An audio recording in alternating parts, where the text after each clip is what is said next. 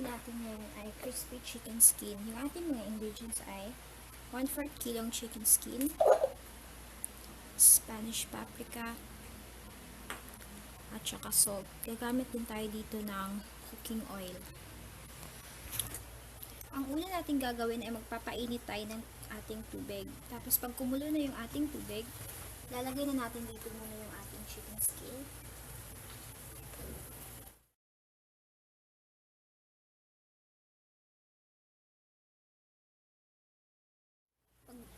Kumulo na yung ating tubig, yung pinakuluan ng manok, pwede na natin to siya ngayong i-drain.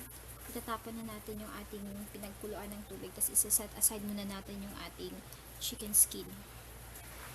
Ito na yung ating chicken skin. I-drain lang muna natin siya, patutuluin natin, dapat tulong-tulo siya bago natin siya iprito. Habang pinapatuloy natin siya, magpapainit na tayo ng ating mantika. Pag nakatulo na yung ating chicken skin, lalagyan na natin, bago natin siya iprito, lalagyan na natin siya ng konting paprika at saka yung ating salt.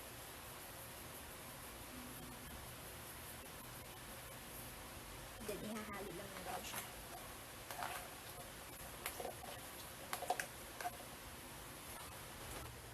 Pag mainit na yung ating oil, siguraduhin natin mainit na mainit yung ating oil. Piprito na natin ngayon dito yung ating chicken skin. Dapat hindi din natin siya sabay-sabay na iprito.